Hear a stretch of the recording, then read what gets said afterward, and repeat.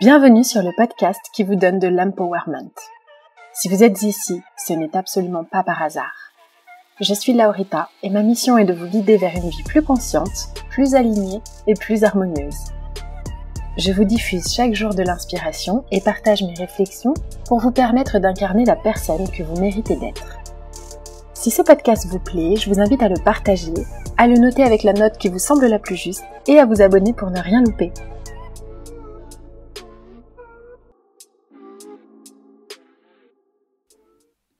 Bonjour à tous, j'espère que vous allez bien. Aujourd'hui, on va parler de glow up, c'est-à-dire pimper sa vie globalement. J'ai lu une citation qui disait « La façon la plus rapide de changer sa réalité, c'est de supprimer les gens qui ne connaissent que l'ancienne version de vous-même. » Attention à ne pas prendre ça littéralement, je suis pas en train de vous dire d'aller buter chaque personne de votre entourage, mais aujourd'hui, on n'accepte plus ce qu'on a l'habitude de recevoir, on élève ses standards, comme je vous l'expliquais dans mon épisode précédent, et les anciens amis n'empêchent pas de rencontrer de nouvelles personnes qui alignent avec notre futur nous. Les gens que vous connaissez, c'est super important, pas de problème, mais ils ne doivent pas vous influencer négativement dans votre croissance. Et si on veut un peu pimper sa vie, en parlant toujours aux mêmes gens, je vous le dis tout de suite, c'est pas possible.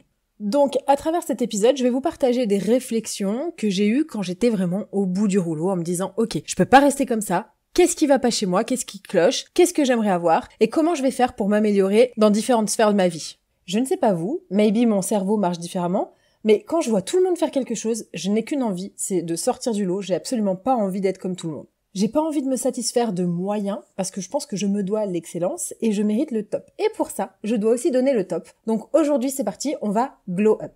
On en parle souvent par ici, comment se rapprocher de notre meilleure, entre guillemets, version, comment se rebrander totalement ou partiellement. Parfois, on a besoin d'un vrai nettoyage de printemps, de tout changer, de tout reprendre à zéro, de reprendre les bases. Et parfois, il y a simplement certaines sphères de notre vie qui mériteraient un bon petit coup de neuf. On change parce que la vie est changement. Et ce qui nous convenait à une époque ne nous convient plus forcément aujourd'hui. Comment s'actualiser comme un logiciel avec la meilleure version, ou en tout cas la version de nous-mêmes qui nous correspond le plus, c'est ce qu'on va voir. La première chose, c'est que de nombreuses personnes font des vision boards maintenant, à l'ère des réseaux sociaux. Il y en a beaucoup qui écrivent leurs objectifs de l'année et qui se réveillent le 31 décembre sans avoir atteint aucun objectif. Pour nous éviter ça, voyons comment faire pour atteindre nos objectifs et se retourner le 31 décembre avec la sensation satisfaisante d'avoir avancé vers nos rêves / nos plans.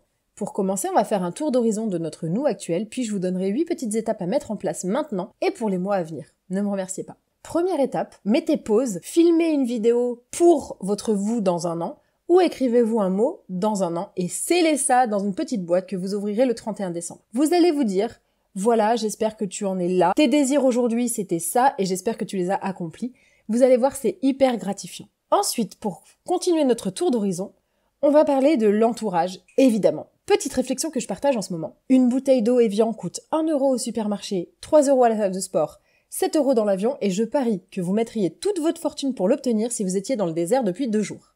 C'est exactement la même bouteille d'eau, mais elle n'a pas la même valeur, ni la même valeur perçue d'ailleurs, en fonction de l'environnement dans lequel elle se trouve. Et vous, mes chers amis, c'est pareil, vous êtes une bouteille d'eau. Si vous vous sentez sous-estimé parfois ou que vous fréquentez des gens qui ne voient pas votre valeur, au lieu d'en douter, changez simplement d'environnement. Et, pour enfoncer le clou, levez la main celles et ceux qui définissent leur valeur en fonction de leur job, leur business, leur poste, ou le chiffre sur leur compte en banque, ou encore peut-être vos capacités à réussir à être promu, à avoir votre permis, à séduire Jean-Michel ou Jacqueline. Je vous vois. Vous pourriez créer une entreprise, générer 0 € de chiffre d'affaires, n'avoir jamais aucun client, et ce pendant 10 ans, que ça n'aurait aucun rapport avec votre valeur. Vous pourriez vous prendre râteau sur râteau pendant des années, que cela n'aurait aucun rapport avec votre valeur. Vous pourriez tomber sur ordure après ordure, maltraitant sur maltraitant, toxique sur toxique, que ça n'aurait rien à voir avec votre valeur. Vous, mes chers, vous êtes exceptionnels.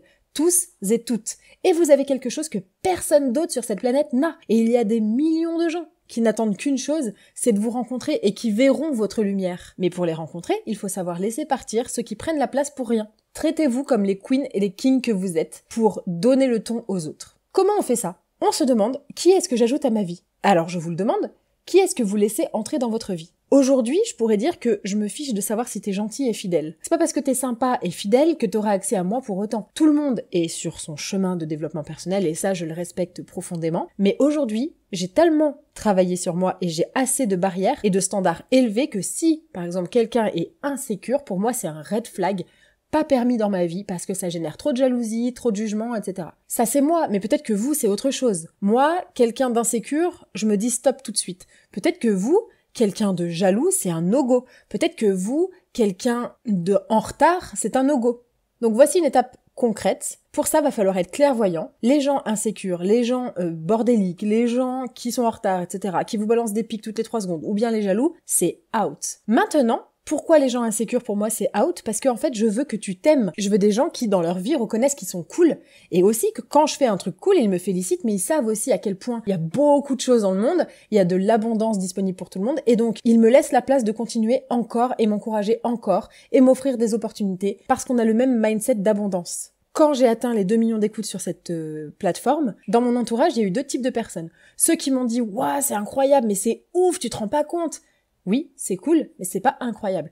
Et il y a aussi la deuxième personne qui me disent « Non mais trop bien, par contre, go chercher les 10 millions maintenant. » Et c'est ça que je veux dans ma vie. Parfois, on va vous demander « Mais comment tu peux supprimer des gens de ta vie après si longtemps ?» Simplement parce que vous êtes la personne que vous connaissez depuis le plus longtemps dans votre vie et que vous devez d'être là pour vous-même, pour votre plus haute version, pour ne pas rester avec des gens qui au final vous ralentissent au nom du passé. Autre réflexion que je me suis faite pour Glow Up, c'est le fait de tenir ses engagements envers soi-même. Ça change tout. Combien de fois avons-nous promis quelque chose à nous-mêmes sans être fichus de le tenir? Parfois, on se sent mal de pas tenir ses engagements envers les autres, mais par contre envers soi-même, pas de problème. Et ça, c'est un vrai problème de self-love, d'amour propre. Et c'est pour ça que ce podcast est fait d'ailleurs. On arrête de se fixer des objectifs inatteignables, on se respecte, on apprend à se connaître et on s'engage envers soi-même. Un peu comme ceux qui commencent le sport le 1er janvier et qui abandonnent le 3. Il y a une raison pour laquelle vous commencez. Pourquoi vous arrêtez? Parce que vous ne vous aimez pas assez. Et aussi parce qu'il y a peut-être pas assez de motivation.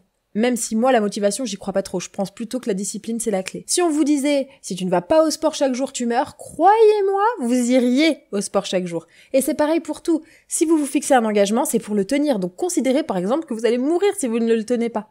Autre réflexion, c'est comprendre ses opinions. Et ça, c'est un peu ce qui s'apparente au travail de l'ombre finalement. Je prends souvent cet exemple en coaching. Si je vous demande maintenant de vous lever et de voler, vous allez me répondre quoi? Bah je ne peux pas. Et sur quoi vous vous basez pour dire ça? Sur votre passé, sur vos connaissances, qui sont, qu'on se le dise, hyper limitées. Elles sont limitées à vos observations et à ce que vous avez pu faire jusqu'à présent. Vous n'avez jamais vu personne le faire, on vous a dit que c'était impossible, vous ne voyez pas d'ailes sur votre dos, et vous n'avez jamais volé, donc vous allez tirer la conclusion qu'on ne peut pas voler. Mais en fait, peut-être que vous pouvez. Si vraiment vous le voulez, peut-être que vous allez trouver une solution. Ou peut-être que dans quelques années, vous allez trouver comment faire, avec une puce par exemple ou autre chose. Saviez-vous qu'un humain a contrôlé une souris d'ordinateur avec une puce implantée dans son cerveau? Si je vous avais demandé si c'était possible de le faire, vous m'auriez répondu que non.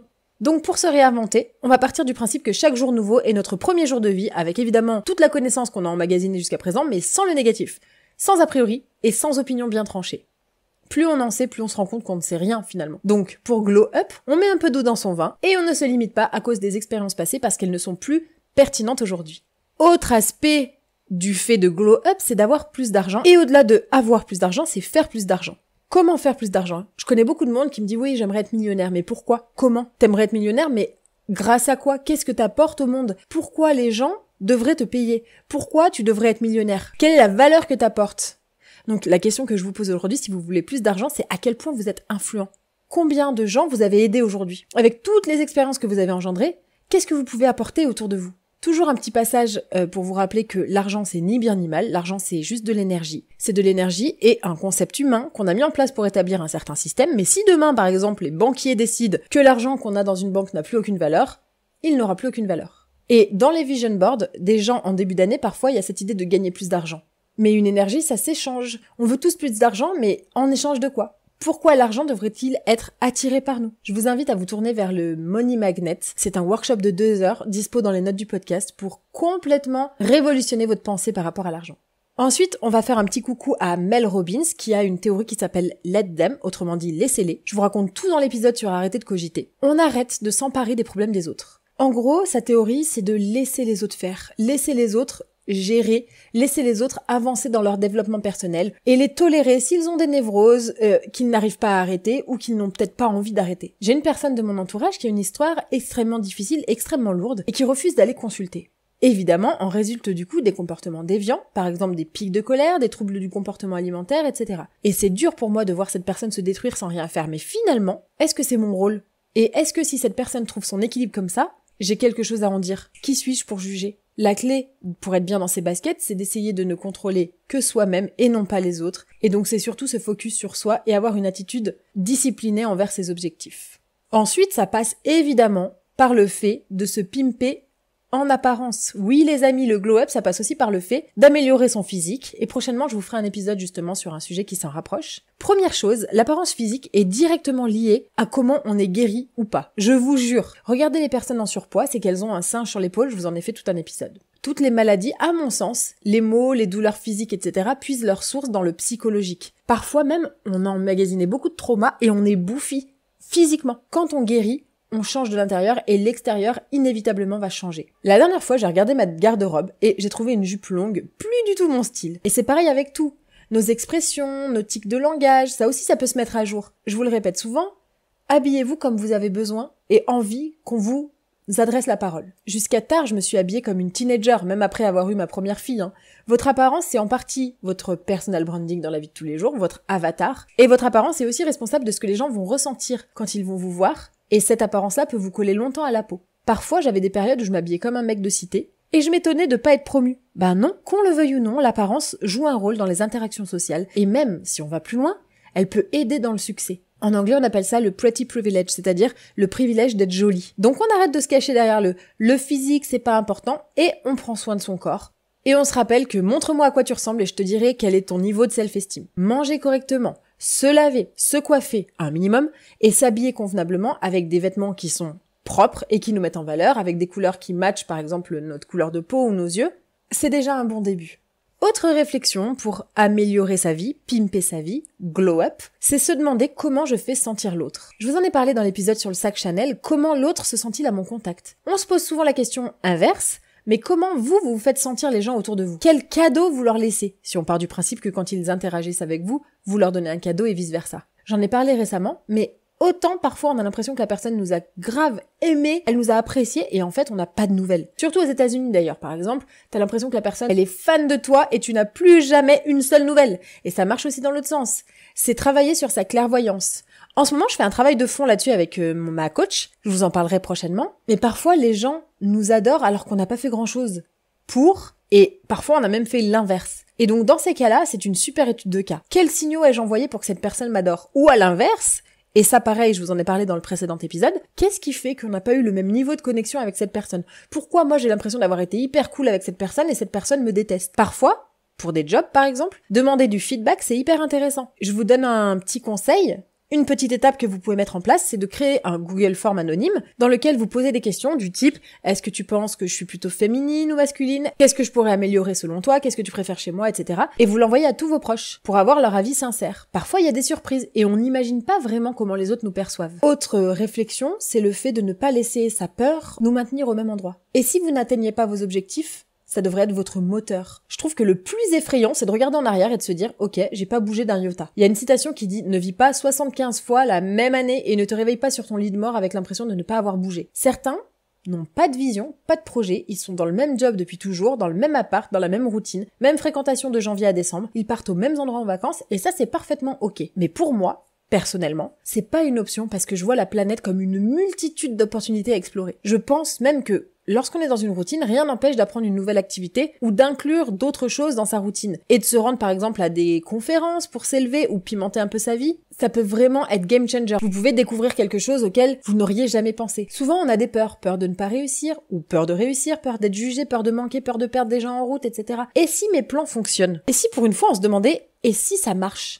Le doute, c'est une super excuse pour pas passer à l'action. Je ne peux pas, je crois que je suis pas capable, donc je vais pas le faire. De toute façon, ça sert à rien, à quoi bon? Et parfois, quand j'en parle autour de moi, certains me disent je suis très bien comme je suis. Mais absolument, tu peux t'aimer au fond et quand même vouloir explorer. Je vois pas en quoi c'est incompatible. Si tu t'aimes autant que tu le dis et que tu aimes vraiment la vie, pourquoi ne cherches-tu pas à enrichir l'expérience de vie, de souvenirs et de nouveautés? Je pose ça là. Autre conseil que j'aurais adoré qu'on me donne il y a un bon moment, c'est trouver ce qui marche pour vous. C'est un vrai sujet, ça me fait penser à ces gens qui idolâtrent les gens sur les réseaux sociaux, qui sont fans. C'est vraiment placer l'autre sur un piédestal, au-dessus de soi, alors qu'en fait, il n'est pas mieux ni moins bien. Il y a des personnes, surtout dans le développement personnel là, dont les gens boivent les paroles et franchement je trouve ça dangereux. La plus grosse erreur que j'ai pu faire ces dernières années, c'est de croire les gens 100% sans remettre en question ce qu'on me raconte. Bien sûr, faire confiance c'est important, mais toujours avoir au moins un peu de connaissance d'un sujet avant de suivre aveuglément une personne, c'est vraiment bénéfique. Tout ce que je vous partage sur ce podcast, c'est vraiment mon prisme, mes réflexions, mes conclusions, et peut-être qu'elles seront totalement différentes dans un an, et peut-être qu'aujourd'hui elles ne vous parlent pas du tout, peut-être que vous les trouvez complètement out of context. Par exemple, je vous ai partagé des méthodes de manifestation, mais pour certains, ça n'a pas fonctionné, et c'est pas grave. Peut-être que dans les 6 étapes que je partage, une seule va vous convenir et c'est parfaitement ok. Ne rien prendre pour acquis, c'est la base pour tous les projets que vous aurez envie de mener dans la vie. Par exemple, si vous avez un projet immobilier et que vous faites appel à un courtier, ce qui a été mon cas quelques années auparavant, c'est bien de se faire accompagner, mais il faut faire attention. L'important, c'est quand même de se renseigner en amont, parce que sinon, la personne peut te vendre n'importe quoi. Renseignons-nous avant, faisons-nous notre propre idée, et après, on va pouvoir aller challenger les experts. Donc, si je reviens à mes moutons, par exemple, quand je vous partage ma méthode de manifestation, c'est ce qui fonctionne pour moi, parce que j'ai fait des recherches, des tests sur moi, etc. Mais j'ai pas la science infuse, et ce qui marche pour moi ne marchera peut-être pas pour vous. Et à l'inverse, au début de mon entreprise, on m'avait dit, tu ne pourras pas vendre sans système de vente, sans tunnel de vente, etc. Alors j'ai essayé, et ça n'a pas du tout marché. Je me suis sentie trop naze. Tout le monde me disait, attends, mais comment ça? Elle y arrive, elle a fait ci, lui, il a fait ça. Et moi, ça ne marchait pas. Pourquoi? Parce que simplement, ça n'était pas ma vibe, c'était pas ma DA. Trouver ce qui marche pour vous, c'est encore la meilleure recette de succès. Pareil avec le sport, par exemple. Si vous faites le sport le matin, peut-être que l'idée de faire du sport le soir vous débecte.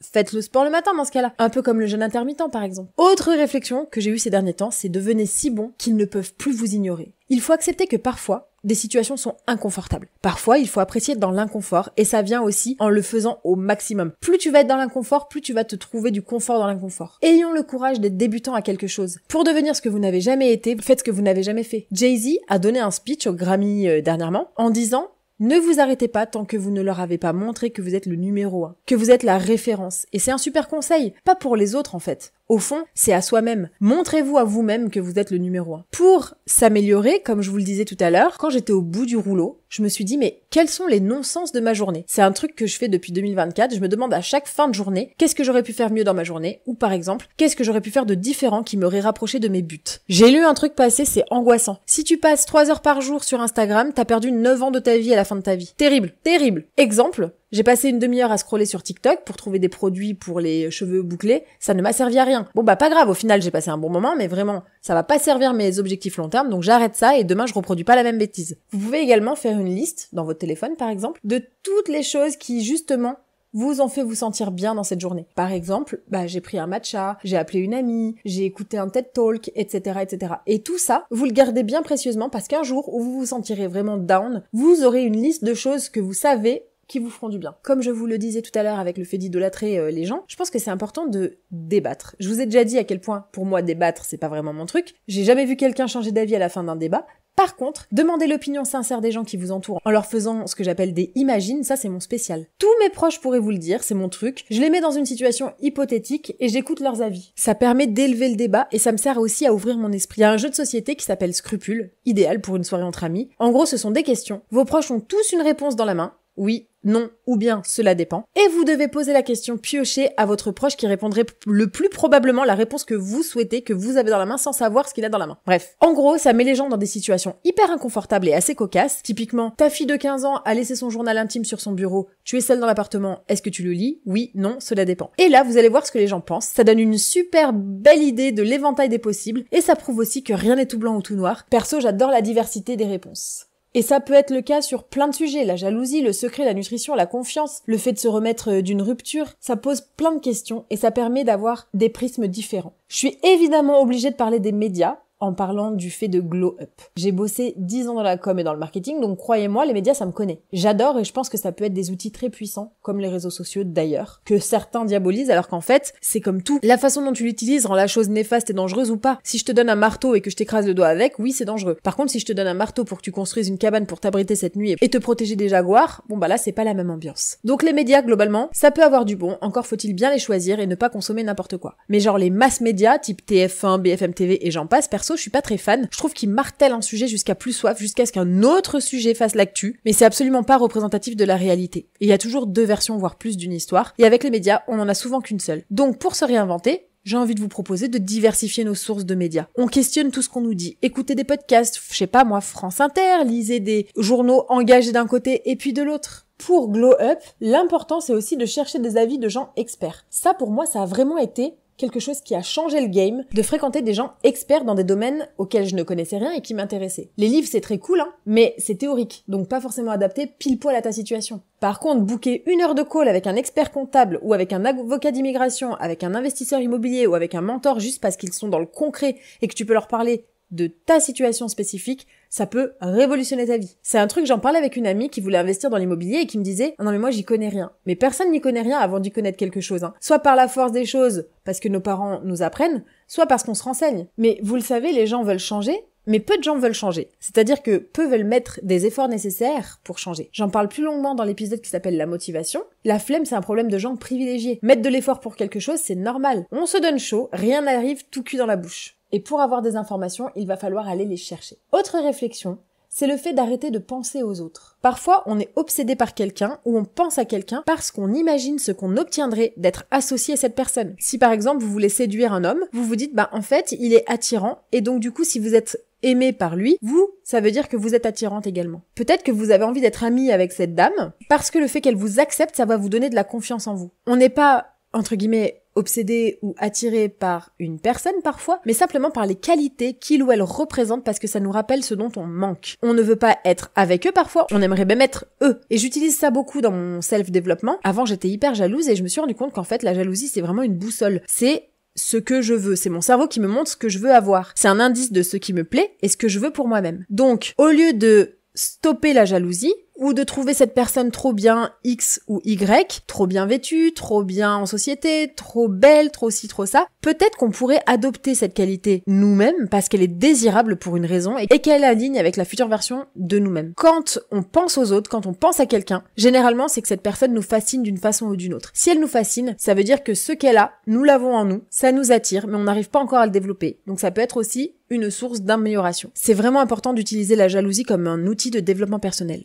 Parfois, je vais dans la rue, je regarde les gens et je me dis « Ah, j'aimerais bien avoir ça. Comment je vais faire pour avoir ça ?» Ou « Cette personne m'a fait ressentir telle émotion, pourquoi ?» Ah, peut-être que c'est sa façon de marcher, sa façon de sourire, son odeur, etc., etc. Ensuite, je vous en parle aussi dans un épisode dédié, c'est le détachement. Quand on maîtrise le détachement, personne ne nous appartient. L'incertitude, c'est juste la vie et on kiffe la vie parce qu'on se dit de toute façon, tout peut arriver. En ce moment, je me dis vraiment que tout ce qui arrive pour une bonne raison et que ça va toujours aller dans ma faveur au final. Ce qui est très beau dans la vie, justement, c'est l'incertitude. Et le fait d'être complètement détaché et de se dire, je me laisse porter et je fais confiance à la vie parce que je suis guidée, c'est vraiment une source de paix intérieure énorme. De se dire que les gens ont le droit de partir et de venir, c'est ok. Les gens ne nous doivent rien. Pas d'explication, ils font ce qui est bon pour eux, et nous, on n'a que nous-mêmes. Et ça, en fait, c'est finalement peaceful, parce que au moins, on se connaît bien. Le détachement, c'est accepter la perte. C'est un process de vie. On ne peut pas baser son « je vais bien tant que cette personne fait ça » ou « je vais bien tant que il ou elle est dans ma vie ». Non, parce qu'on ne sait pas combien de temps les gens vont rester dans notre vie. Donc, pour se réinventer,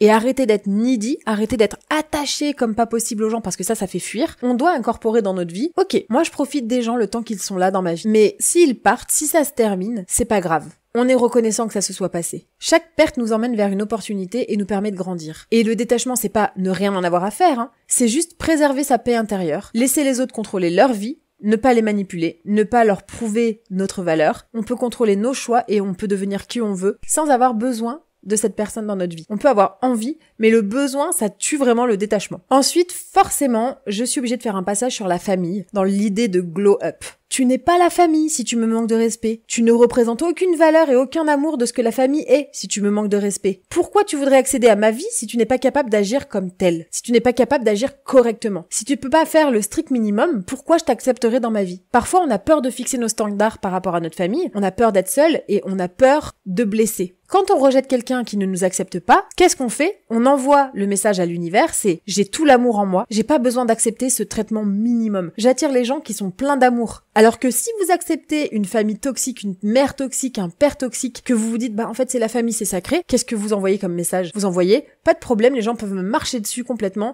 ils seront toujours là. » Rien ne vous retient plus que quelqu'un qui doit vous aimer inconditionnellement mais qui ne respecte pas cet engagement. Et surtout quand vous êtes petit. Quand les gens vous montrent que vous n'êtes pas assez, ou projettent sur vous leurs insécurités, parfois la solitude vous permet de définir ce que vous valez mieux. Pour se réinventer, on peut aussi se dire que si je permets à mon ego de grossir en fonction de l'opinion que quelqu'un a de moi, par exemple les likes sur Instagram ou la validation d'une famille ou peut-être une promotion, alors je deviens à la merci de ces gens. Quand on demande trop la validation de quelqu'un ou quand on en a besoin, ces gens peuvent nous détruire.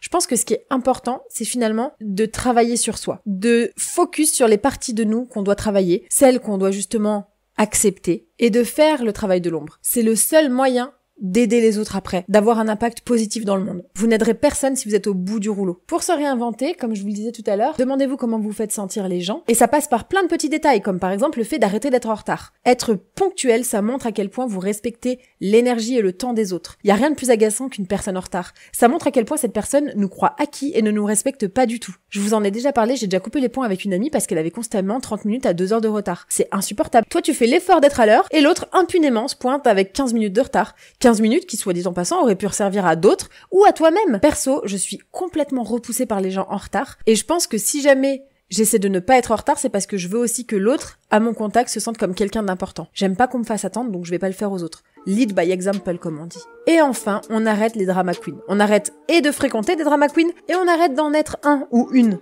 Au lieu de se victimiser, je pense que ça peut être pas mal de voir nos échecs entre guillemets ou des challenges ou les défis qu'on rencontre comme des leçons. Pourquoi j'ai eu besoin de ça? Qu'est-ce que cet épisode de vie m'a appris? Quel schéma se joue ici? L'univers nous propose sur un plateau la même expérience encore et encore jusqu'à ce qu'on comprenne concrètement et clairement le message et qu'on en ait tellement ras la casquette qu'on décide de faire quelque chose. La leçon est très claire, donc on n'y retournera pas. Chaque rejet vous permettra de guérir et chaque difficulté vous apprendra sur vous-même. Ce qui vous chamboule vous rend meilleur. Est-ce qu'on commencerait pas à aimer l'inconfort par ici? J'espère que cet épisode vous a plu et je vous dis à très vite pour un prochain épisode.